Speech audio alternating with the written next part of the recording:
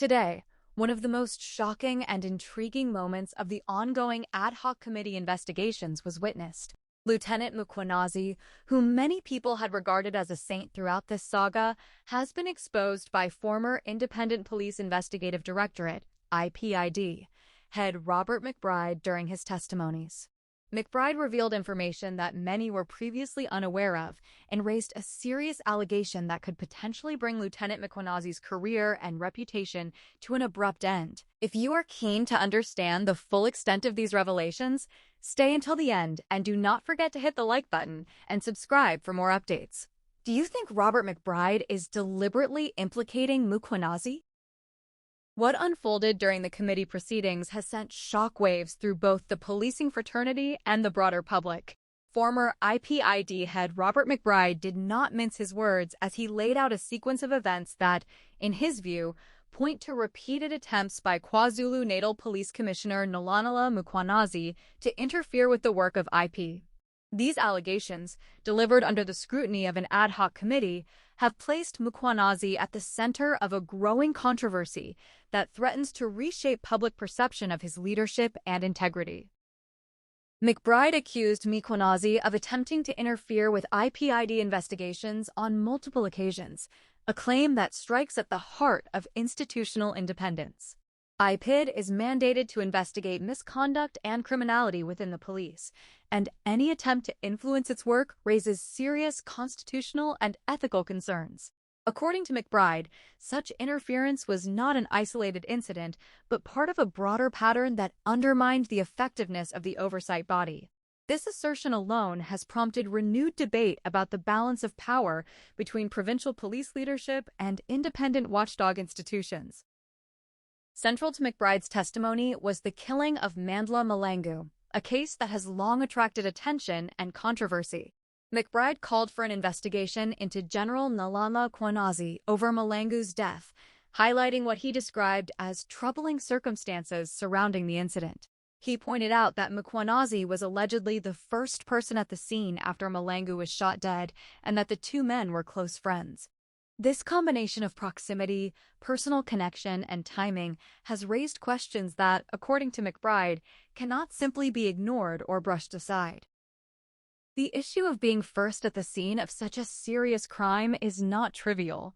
In policing and forensic investigations, the integrity of a crime scene is paramount.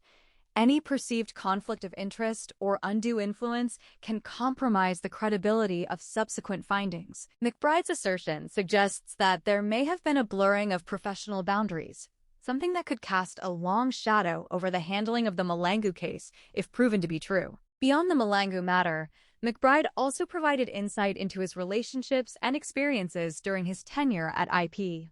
He stated that he has known Police Minister Senzo Mchunu for a long time, a remark that appeared intended to clarify any assumptions about political interference or personal alliances.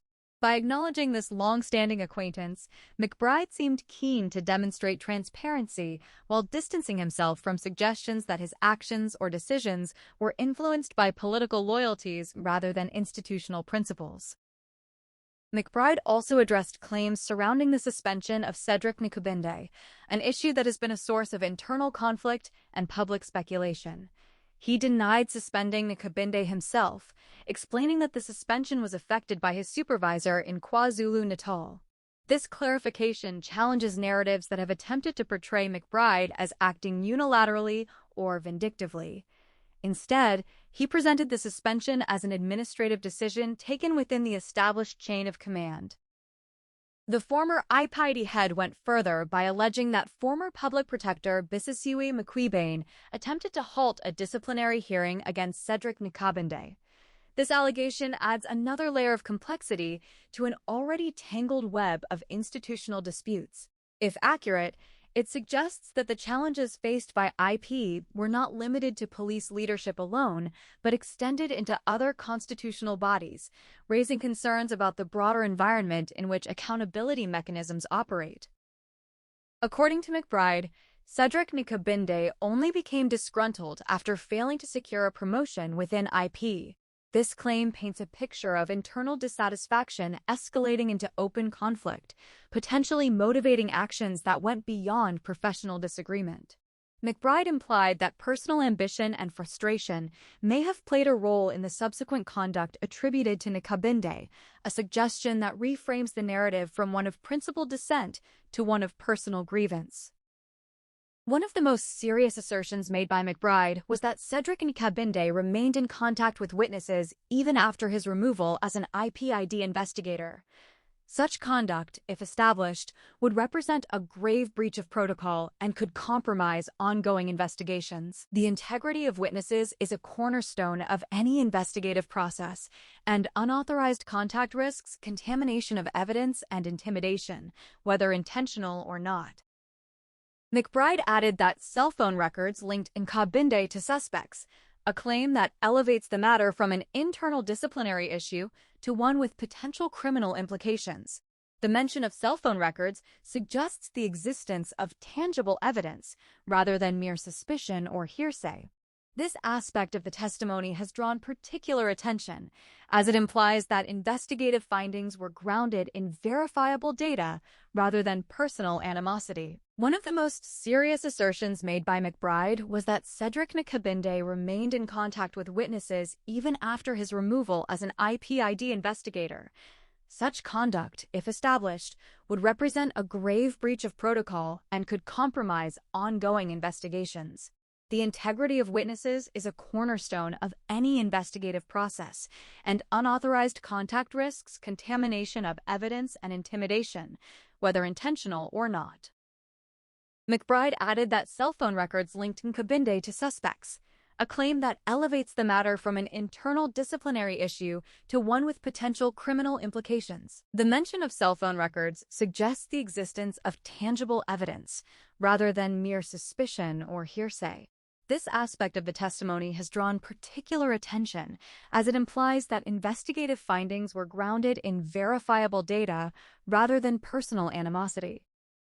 Taken together, McBride's testimony presents a picture of an institution under immense strain, grappling with internal conflicts, alleged interference, and questions of accountability at the highest levels. The allegations against Mkhwanazi in particular have unsettled many who previously viewed him as a symbol of discipline and reform within the KwaZulu-Natal police. The idea that such a figure could be implicated in actions that undermine independent oversight has forced both supporters and critics to reassess their positions.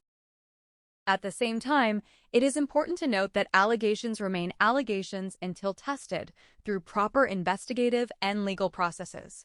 The Ad Hoc Committee hearings are part of that process, designed to bring clarity and transparency to matters of public interest. McBride's role as a former IPID head lends weight to his statements, but it also invites scrutiny of his own tenure and motivations. This dynamic tension is inherent in high-profile inquiries, where competing narratives vie for credibility. Public reaction to the testimonies has been swift and divided. Some see McBride as a whistleblower courageously exposing uncomfortable truths, while others question whether old rivalries and institutional battles are influencing his account. The question of whether Robert McBride is deliberately implicating Mkhwanazi has become a central point of debate, reflecting broader anxieties about trust, power, and accountability within South Africa's law enforcement structures.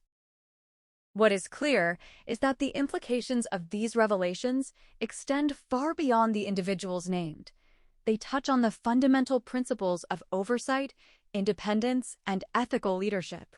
If IPID's investigations were indeed subjected to interference, the consequences could undermine public confidence in the very mechanisms designed to ensure police accountability. Conversely, if the allegations are disproven, reputations may be irreparably damaged by the mere suggestion of wrongdoing. As the Ad Hoc Committee continues its work, attention will remain firmly fixed on how these claims are addressed and resolved. The outcome will likely influence not only the careers of those involved, but also the future relationship between the police and oversight bodies. In a society still grappling with the legacy of abuse of power, the stakes could not be higher. For now, the testimonies have achieved one undeniable result. They have forced difficult conversations into the open. Whether those conversations lead to meaningful reform or deepen existing divisions will depend on the integrity of the processes that follow.